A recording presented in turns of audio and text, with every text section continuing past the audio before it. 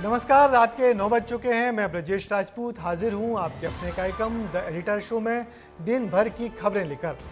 इस शो में आप और हम करेंगे विस्तार से चर्चा आपसे जुड़ी देश प्रदेश की सभी बड़ी खबरों की। सबसे पहले बात विश्व योग दिवस की करेंगे। कल यानी कि 21 जून को पूरा विश्व योग दिवस मनाएगा और इसे खास बनाने के लिए पीएम मोदी कश्मीर घाटी पहुंच चुके हैं। कल यहीं से वो देंगे बड़ा संदेश। अगली खबर में बात बच्चों के भविष्य से खिलवाड़ करती एनटीए की करेंगे। देश भर में प्रदर्शन हुए, शिक्षा मंत्री का इस्तीफा मांगा जा रहा है। वहीं देर शाम शिक्षा मंत्री ने इन गड़बड़ियों की नैतिक जिम्मेदारी उठाने की बात मानी है। लेकिन इस पूरे मामले में एनटीए के चेयरपर्सन का क्या रोल है, ये हम आपको एक खास रिपोर्ट में बताएंगे। आगे बात होगी किसानों की। कल मोदी सरकार ने अलग अलग फसलों पर एमएसपी तय की, जिसने किसानों को खुश कर दिया। लेकिन छत्तीसगढ़ के किसानों के सुर और तेवर थोड़े बदले हुए हैं। क्यों, हम आपको बताएंगे विस्तार से। अगली खबर में बात होगी खाद की। मध्य प्रदेश में खाद संकट पैदा हो गया है। क्यों, इस साल केंद्र सरकार ने डीएपी खाद का कोटा घटाया है। इसके कारण आलम यह है कि किसान लंबी लंबी कतारों में लगे नजर आ रहे हैं, लेकिन उन्हें जरूरत के मुताबिक खाद नहीं मिल पा रही। हम आपको एक और प्रदर्शन की खबर दिखाएंगे। ये प्रदर्शन रायपुर का है, लेकिन ये प्रदर्शन नीट या नेट से जुड़ा नहीं बल्कि एक हिंसा से जुड़ा है। 10 जून को हुई बालोदा बाजार हिंसा को लेकर कांग्रेस सड़कों पर उतरी और गृह मंत्री विजय शर्मा का इस्तीफा मांगा है। और आखिर में आपको एक ऐसी रिपोर्ट दिखाएंगे जो आपकी और हमारे बच्चों के बीच बिगड़ रहे संबंधों की गवाही दे रहे हैं। छोटी छोटी सी बातों पर बच्चे रूठ रहे हैं और आत्मघाती कदम उठा रहे हैं। इन सब से कैसे बचें, दिखाएंगे रिपोर्ट। तो चलिए शुरू करते हैं द एडिटर शो। कल अंतर्राष्ट्रीय योग दिवस है। प्रधानमंत्री घाटी पहुंच चुके हैं। तीसरी बार प्रधानमंत्री बनने के बाद ये उनका पहला कश्मीर दौरा है। यहीं से पीएम मोदी देश और दुनिया को अपना संदेश देंगे। घाटी में आतंकियों के खिलाफ अभियान जोरों पर चल रहा है। इसी साल जम्मू कश्मीर में विधानसभा के चुनाव भी होने हैं। ऐसे में उनका ये दौरा काफी अहम माना जा रहा है। आइए आपको सुनाते हैं उन्होंने श्रीनगर में क्या संदेश दिया। हमारा कश्मीर कितना आगे बढ़ गया है। अब यहां टूरिज्म के नए रिकॉर्ड्स की चर्चा होती है। और कल जो अंतर्राष्ट्रीय योगा दिवस है ना, वो भी टूरिस्टों के आकर्षण का कारण बनने वाला है। साथियों, जम्मू कश्मीर में आ रहा ये बदलाव हमारी सरकार की बीते 10 सालों की कोशिशों का नतीजा। हमारा कश्मीर कितना आगे बढ़ गया है। तो कल पूरी दुनिया योग दिवस मनाएगी। मध्य प्रदेश के मुख्यमंत्री डॉक्टर मोहन यादव ने आज ही इसका एक ट्रेलर दे दिया है। अलग अलग योग की मुद्राएं उन्होंने दिखाई हैं, जिसने सबको काफी हैरान कर दिया है। ये आज उनके दिन की शुरुआत के दौरान किए जाने वाले योग का वीडियो है। आज मुख्यमंत्री ने सुबह जिस तरीके से योगासन किया, अपना वीडियो बनाया और उस वीडियो के द्वारा ये संदेश दिया कि किस तरीके से योग करें। आप देख सकते हैं मुख्यमंत्री ने कितने परफेक्शन के साथ तमाम कठिन योगासन किए। और अब बढ़ते हैं अगली खबर की ओर। कल विश्व योग दिवस पर सभी निगाहें टिकी रहेंगी और प्रधानमंत्री क्या कोई नया रिकॉर्ड बनाते हैं, ये भी देखना होगा। चलिए आगे बढ़ते हैं। अब छात्रों के भविष्य की बात करते हैं। नीट परीक्षा का विवाद थमने का नाम नहीं ले रहा। सुप्रीम कोर्ट ने आज भी ये परीक्षा रद्द करने की मांग ठुकरा दी, मगर इस विवाद ने परीक्षा कराने वाले संगठन एनएटी को इस लापरवाही के लिए कटघरे में खड़ा कर दिया है। एनएटी के चेयरमैन पर भी सवाल उठ रहे हैं। तो प्रोफेसर जोशी जब एमपीपीएससी के अध्यक्ष थे, तब भी कुछ परीक्षाओं पर संदेह किया गया था। हम आपको बताएंगे एनएटी प्रमुख प्रोफेसर प्रदीप कुमार जोशी का एमपी कनेक्शन से जुड़ी ये report.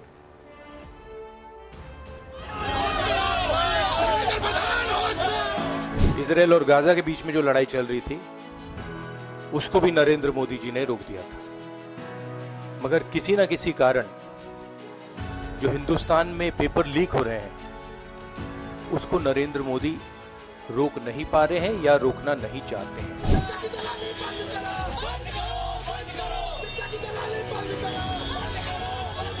BJP and its parent organization ने जो कैप्चर किया है ये है।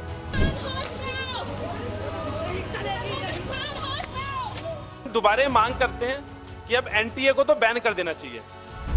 देश में हो रहे एंट्रेंस एग्जाम को लेकर काफी बवाल मचा हुआ है। एनटीए लगातार शक के घेरे में है। पहले नीट परीक्षा में पेपर लीक का मामला सामने आया, जिसके बाद यूजीसी नेट परीक्षा को ही कैंसिल कर दिया गया। एनटीए की इस लापरवाही को लेकर देश के छात्रों में काफी आक्रोश का माहौल है। इस विवाद में अब शिक्षा मंत्री धर्मेंद्र प्रधान छात्रों के निशाने पर हैं। दिल्ली में शिक्षा मंत्री के घर के बाहर एनएसयूआई से जुड़े छात्रों ने प्रदर्शन किया। नेशनल टेस्टिंग एजेंसी एनटीए पर सवाल उठाए गए और शिक्षा मंत्री के इस्तीफे की मांग की।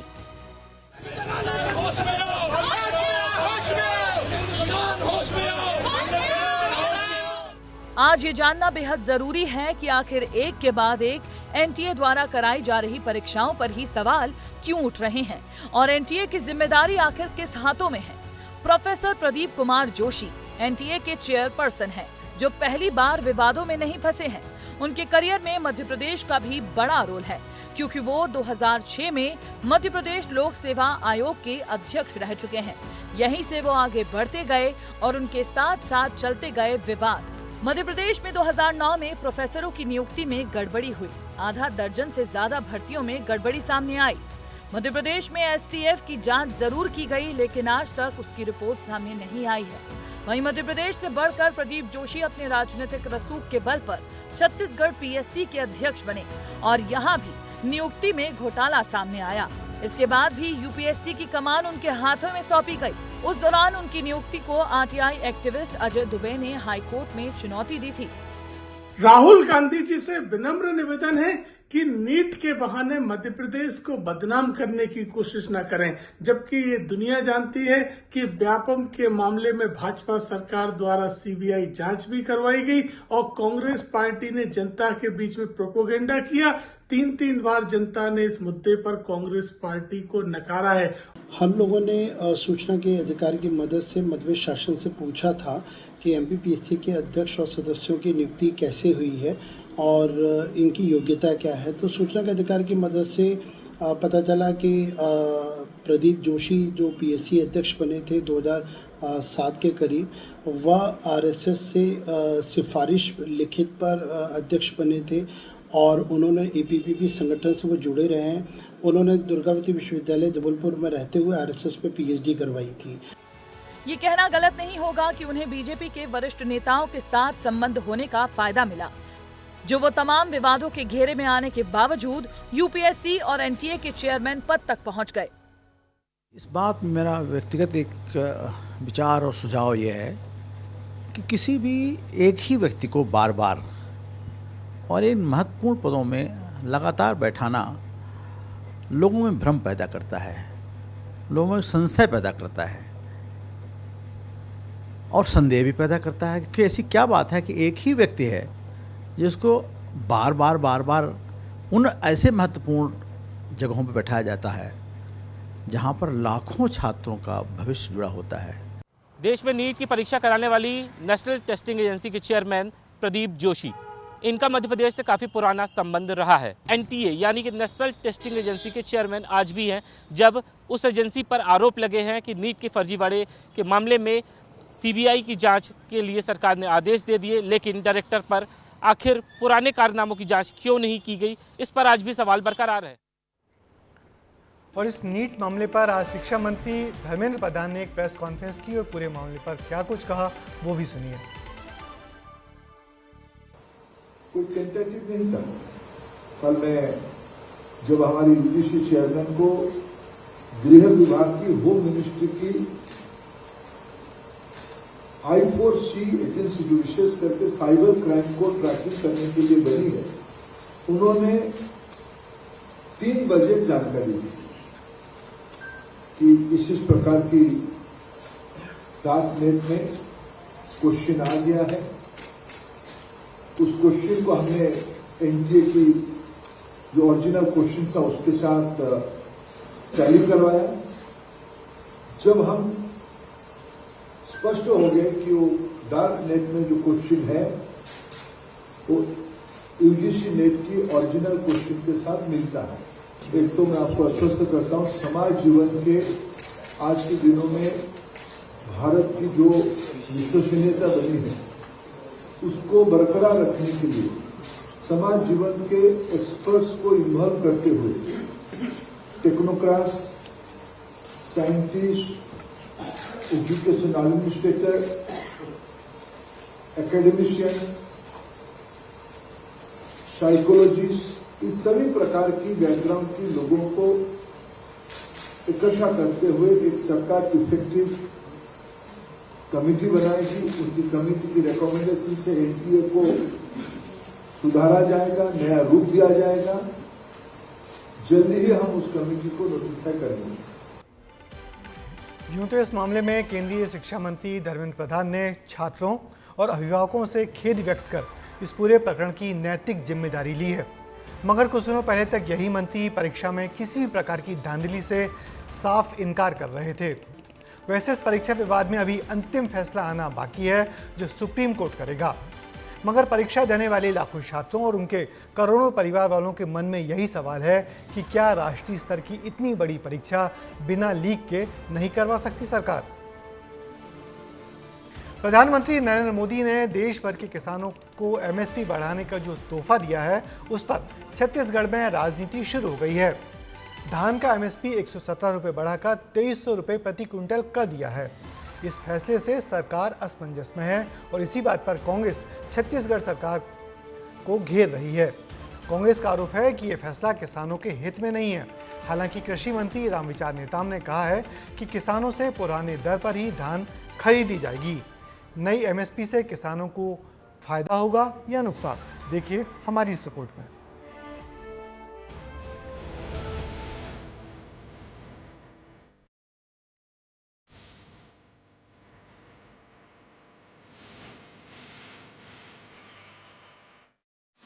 छत्तीसगढ़ में एक बार फिर किसानों पर होती आ रही राजनीति ने तूल पकड़ लिया है। तीसरी बार शपथ लेते ही प्रधानमंत्री मोदी ने पहला तोहफा किसानों को दिया, तो वहीं अब सरकार ने एमएसपी बढ़ा दी है।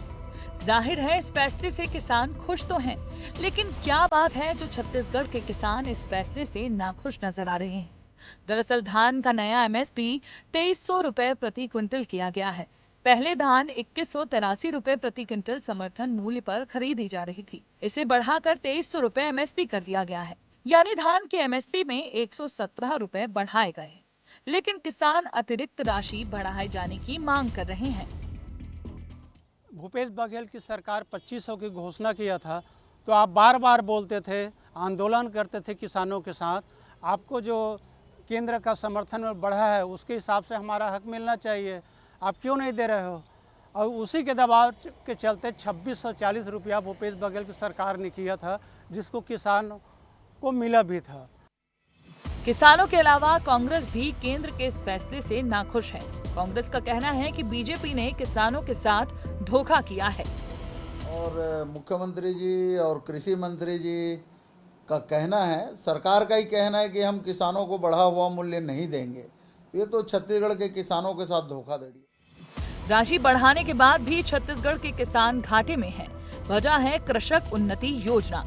इस योजना के तहत राज्य सरकार लगभग 24,75,000 किसानों को 13,320 करोड़ रुपए की सहायता राशि सीधे उनके बैंक खाते में देती है, जो केंद्र की अतिरिक्त राशि से कम है। इन आंकड़ों को विस्तार से समझिए। छत्तीसगढ़ में 3100 रुपए में धान खरीदी होती है। केंद्र की तुलना में 800 रुपए ज्यादा राज्य सरकार देती है। कृषक उन्नति योजना के तहत मिलने वाली राशि केंद्र की ओर से मिलने वाली राशि से ज्यादा है। वहीं मोदी सरकार के इस फैसले को लेकर छत्तीसगढ़ के कृषि मंत्री रामविचार नेताम ने कहा कि छत्तीसगढ़ के किसानों को धान का दाम 3100 रुपए ही मिलेगा। वहीं डिप्टी सीएम अरुण साव का कहना है कि इस एमएसपी से राज्य सरकार पर बोझ कम पड़ेगा। छत्तीसगढ़ के लिए एक अच्छा अवसर है कि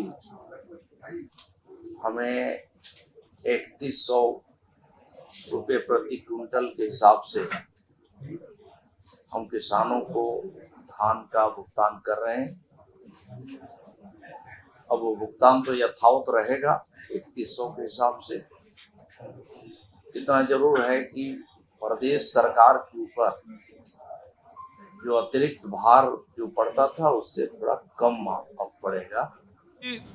राज्य सरकार ने 3100 रुपया क्विंटल में धान खरीदने का वायदा किया है, उस पर हमने धान खरीदा है और केंद्र सरकार लगातार किसानों की तरक्की और बेहतरी के लिए काम कर रही है, लगातार समर्थन मूल्य में वृद्धि की रही है। केंद्र सरकार का निर्णय निश्चित रूप से किसानों के हित में है।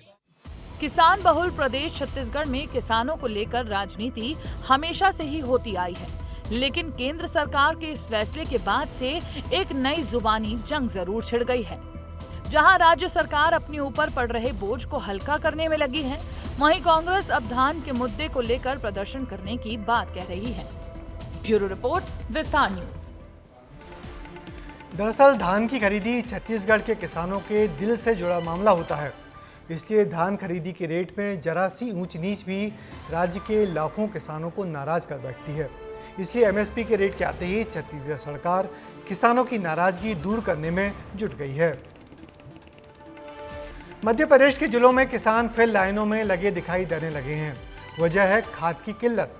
राज्य के कुछ जिलों में खाद का संकट तेजी से बढ़ा है। किसानों का आरोप है कि खाद सरकारी संस्थानों में सस्ते रेट पर नहीं मिल रही, मगर वही खाद व्यापारियों के पास महंगी दरों पर आसानी से मिल रही है। हालांकि मध्य प्रदेश सरकार किसानों की इस परेशानी को गंभीरता से लेने के मूड में नहीं दिख रही। प्रदेश के किसानों की परेशानी से जुड़ी ये रिपोर्ट देखिए। गुना में गहराया खाद का संकट। खाद लेने में किसानों को भारी झंझट। बिना खाद खेती कैसे होगी कंप्लीट? खाद के लिए किसानों में होने लगी मारपीट।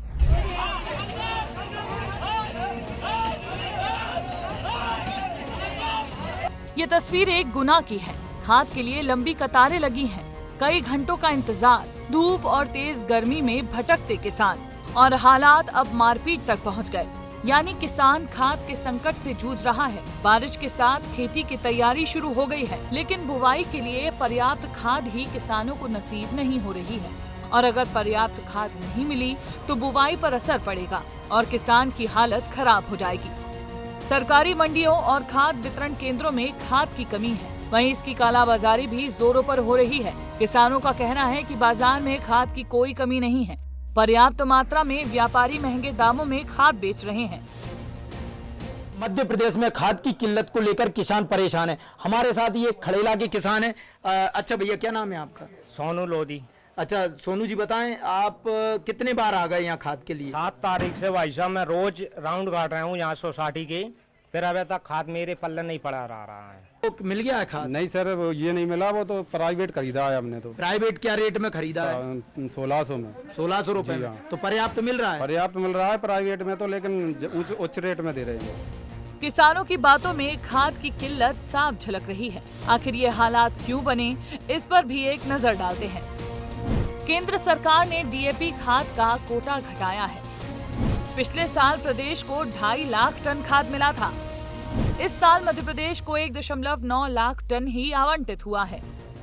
मध्य प्रदेश समेत देश के बाकी राज्यों में भी खाद की कमी हो रही है। इंटरनेशनल मार्केट में डीएपी की क्राइसिस है।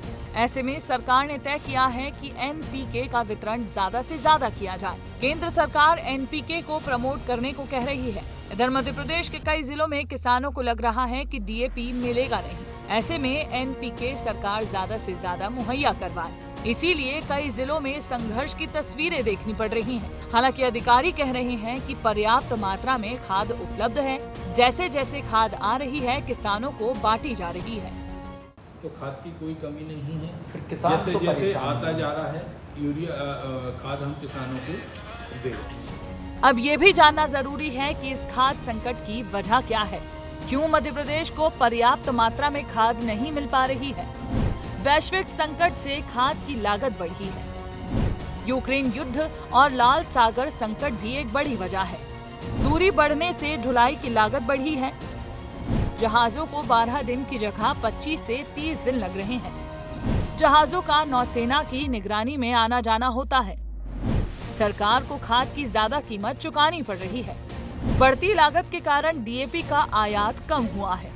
यानी खाद की किल्लत न केवल मध्य प्रदेश में है बल्कि पूरे देश के किसान इस संकट से जूझ रहे हैं। अधिकारियों को भी इस बात की जानकारी है, लिहाजा वो किसानों को डीएपी खाद की जगह एनपीके खाद को विकल्प के तौर पर इस्तेमाल करने की सलाह दे रहे हैं।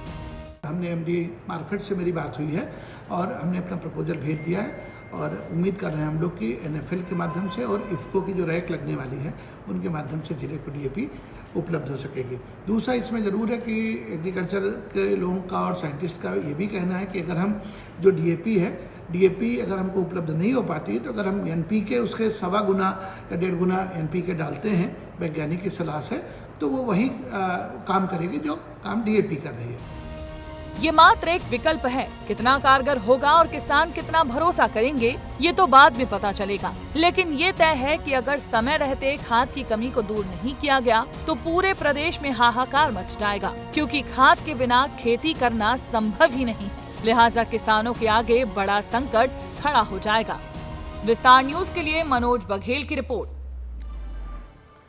हम सब जानते हैं कि बारिश आने से पहले किसानों की पहली जरूरत बीज और खाद होती है और जाने क्यों सरकारें इस जरूरत को नज़रअंदाज कर जाती हैं। हर साल इन दिनों में हम खाद के लिए किसानों की लंबी लाइनों और मारामारी के खबरें और विजुअल्स देखते हैं। उम्मीद है मोहन यादव सरकार किसानों की इस किल्लत को जल्दी से जल्दी दूर करने का प्रयास करेगी। छत्तीसगढ़ में कांग्रेस कानून व्यवस्था को लेकर सड़कों पर उतर आई। यूथ कांग्रेस, एनएसयूआई और महिला कांग्रेस ने राजधानी रायपुर में जबरदस्त प्रदर्शन किया और गृह मंत्री के घर का घेराव किया। प्रदर्शन के दौरान पुलिस और कार्यकर्ताओं के बीच झड़प भी हुई। देखिए ये रिपोर्ट।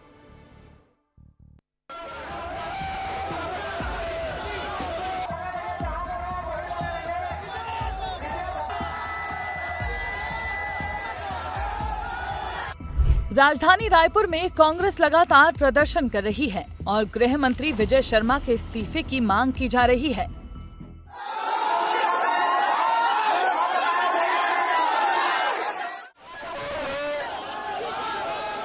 बहुत बड़ा प्रदर्शन आज हो रहा है कांग्रेस के एनएसयूआई, यूथ विंग और महिला कांग्रेस के तरफ से। कांग्रेस के जो कार्यकर्ता हैं वो प्रदर्शन कर रहे हैं और गृह मंत्री विजय शर्मा के निवास का घेराव करने ये सभी कांग्रेस के कार्यकर्ता निकले हैं।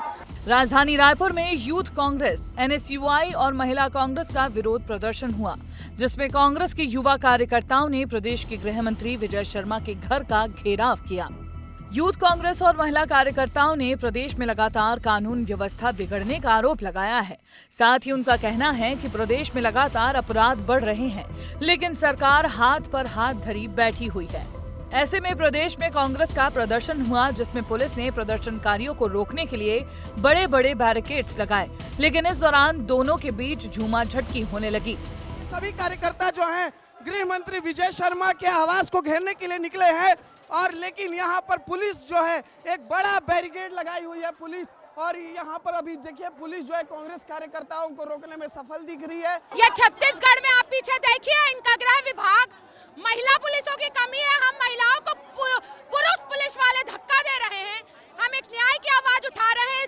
मांग हमारी है कि विजय शर्मा जी को नैतिकता के नाते इस्तीफा दे देना चाहिए, क्योंकि शासन प्रशासन पे उनका अधिकार क्षेत्र से बाहर हो चुका है लगता है। नहीं तो एसपी ऑफिस, कलेक्टर ऑफिस धू धू करके नहीं जलता। हमको न्याय चाहिए, इंसाफ चाहिए और बेकार के सतनामी समाज को बदनाम ना करें। छत्तीसगढ़ यूथ कांग्रेस अध्यक्ष आकाश शर्मा और रायपुर से कांग्रेस प्रत्याशी रहे एआईसीसी सचिव विकास उपाध्याय प्रदर्शनकारियों का नेतृत्व कर रहे थे। जिस प्रकार से भारतीय जनता पार्टी ने चुनाव के पहले अपराध को कम करने की बात कही थी, अपराध पर अंकुश लगाने की बात की थी, लेकिन मैं समझता हूं भारतीय जनता पार्टी के लोग अपराधियों का संरक्षण कर रहे हैं। बलौदा बाजार में इतनी बड़ी घटना हो गई, छोटा सा आंदोलन होता है तो LIB के माध्यम से सबको जानकारी हो जाती है। क्या बलौदा बाजार में भारतीय जनता पार्टी अपने लोगों को भेजकर उपद्रव कराया और बेगुनाह लोगों को अंदर बंद करा दिया। बता दें कि पिछले दिनों कांग्रेस ने बलौदा बाजार हिंसा को लेकर भी धरना प्रदर्शन किया था। इस दौरान कांग्रेस के दिग्गज नेता सरकार को आड़े हाथों ले रहे थे। कांग्रेस के लगातार चल रहे प्रदर्शन को लेकर बीजेपी का क्या रुख है, आप भी सुनिए। कांग्रेस केवल आरोप लगाना और राजनीतिक प्रोपेगेंडा के अलावा कोई तो इनको काम है नहीं। बलौदा बाजार की घटना में इनके नेता जिस प्रकार से वहाँ लोगों को उकसा रहे थे, जिस प्रकार से भड़का रहे थे, जिस प्रकार से इनका दंगे को भड़काने में हाथ था, वो मैं नहीं बोल रहा हूँ, वहाँ के लोग बोल रहे हैं, मीडिया बोल रही है। वीडियो बोल रहे हैं, फोटोग्राफ्स बोल रहे हैं। तो ये इनका प्रयास है कि छत्तीसगढ़ को किस प्रकार से बदनाम करें। अब देखने वाली बात ये होगी कि आने वाले समय में कांग्रेस को इससे प्रदर्शन का लाभ मिल पाता है या नहीं। कैमरा पर्सन राजेंद्र के साथ अनमोल तिवारी, विस्तार न्यूज। जनता के मुद्दों पर विपक्ष पर सरकार को घेरना, सड़क पर उतरना न केवल लोकतंत्र के लिए अच्छा है, बल्कि छत्तीसगढ़ में विधानसभा और लोकसभा चुनाव में लगातार हार के बाद कांग्रेस कार्यकर्ताओं का भी जोश और मनोबल भी ऐसे प्रदर्शनों से बढ़ेगा। ऐसा हम नहीं, कांग्रेस के बड़े बड़े नेता मान रहे हैं। जाने क्यों हमारे बच्चों को किसकी नज़र लग गई है जो छोटी छोटी सी बातों पर खुदकुशी जैसा कदम उठा रहे हैं। आखिर कैसा समाज बना रहे हैं हम, जो अपने बच्चों के मन में क्या है जान नहीं पा रहे, पढ़ नहीं पा रहे। पिछले कुछ दिनों में मध्य प्रदेश के बड़े शहरों में हुई बच्चों की आत्महत्याओं की घटना के पीछे क्या कुछ छिपा हुआ है, देखिए हमारी इस रिपोर्ट में। बच्चों की बात नहीं मानी तो खत्म जिंदगानी। आखिर आज की जनरेशन के बच्चों को हो क्या रहा है? इन्हें माँ बाप की डांट बुरी लगने लगी है, दिल से लगा कर बैठ रहे हैं। छोटे भाई बहनों की आवाजें चुभ रही हैं और कदम आत्महत्या की ओर बढ़ रहे हैं। ज्यादा दूर की बात नहीं है, मध्य प्रदेश के इंदौर और जबलपुर में कुछ ऐसी ही घटनाएं सामने आई हैं, जिसने माँ बाप को ऐसा सदमा दिया है कि उनकी परवरिश पर दाग लग गया है। पहला केस, 14 साल की बच्ची ने फांसी लगाई, कारण मां ने मोबाइल पर गेम खेलने से मना किया। जबलपुर में 9वीं क्लास में पढ़ने वाली एक बच्ची ने सिर्फ इसीलिए फांसी लगा ली क्योंकि मां ने मोबाइल पर गेम खेलने से मना किया था। मां नाइट ड्यूटी पर गई और सुबह लौटी तो बेटी फंदे पर लटकी मिली। पिता का कोविड में निधन हो चुका है। वो बस अपनी मां की इकलौती सहारा थी, लेकिन मां की एक डांट से उसने अपना जीवन ही खत्म कर लिया। दूसरा केस, 13 साल की बच्ची ने 14वीं मंजिल से कूदकर जान दे दी, कारण आईपैड में छिपा आत्महत्या का राज। इंदौर में 7वीं में पढ़ने वाली लड़की ने 14वीं मंजिल से कूदकर अपनी जान दे दी। सुबह पिता उसे स्कूल छोड़ने निकले थे, लेकिन बेटी स्कूल बस में बैठने की बजाय दूसरी बिल्डिंग में चली गई और 14वीं मंजिल से छलांग लगा दी। पुलिस को जांच में लड़की का आईपैड मिला है। आशंका जताई जा रही है कि उसे गेम की लत थी, लेकिन आत्महत्या की सही वजह अब भी कोई नहीं जानता। मां सदमे में है, भाई खामोश है और पिता बदहवास है, क्योंकि जिस बेटी को 5 मिनट पहले पिता दुलार रहे थे, वो अगले ही पल दुनिया को अलविदा कह गई। केस 3, 16 साल की एक लड़की ने जहर खाया, कारण बहन के रोने से परेशान थी। इंदौर में एक 16 साल की नाबालिग ने जहर खाकर अपनी जान दे दी, वो भी सिर्फ इसीलिए क्योंकि उसे अपनी 4 महीने की छोटी बहन के रोने की आवाज पसंद नहीं थी।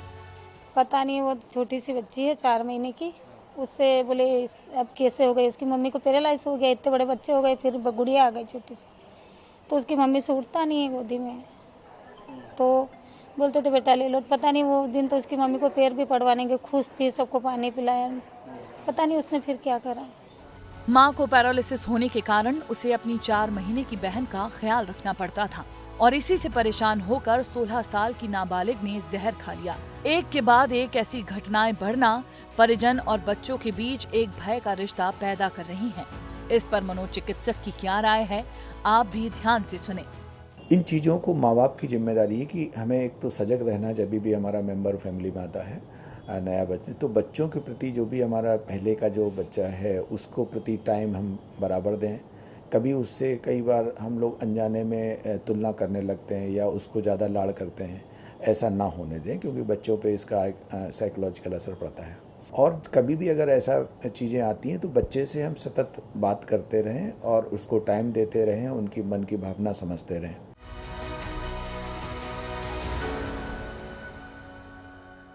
वर्तमान समय में एकल परिवार, माता पिता का वर्किंग होने और बच्चों का अधिकतर समय मोबाइल में गुजरने की वजह से इस तरह की परिस्थितियां निर्मित हो रही है। इन एग्जाम्पल्स को देखकर आप और हम समझ जाएं, अन्यथा इस तरह की कोई घटना कल आपके और हमारे साथ भी हो सकती है। पुनीत विजयवर्गीय, विस्तार न्यूज़, इंदौर। इन दुखद घटनाओं का सबक यही है कि हम वक्त निकालकर अपने बच्चों के साथ बैठें और उनके मन में क्या चल रहा है उसे समझने की कोशिश करें, यानी उनके साथ अच्छा समय गुजारें। तभी इन दुर्भाग्यपूर्ण घटनाओं के दोहराव से बच पाएंगे। और अब वक्त है चलते चलते का। आज आपको लाडली लक्ष्मी का अनोखा गृह प्रवेश दिखाते हैं।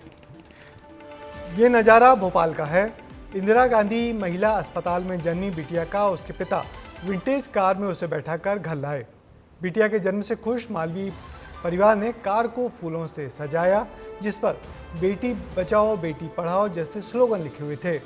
नवजात को घर लाने के लिए बड़ी संख्या में परिजन अस्पताल पहुंचे थे, जहां ढोल धमाके के साथ नाचते गाते बिटिया को घर लेकर आए। बिटिया विद्या करने के लिए अस्पताल के स्टाफ भी मौजूद रहे। चलिए द एडिटर शो में बस आज इतना ही।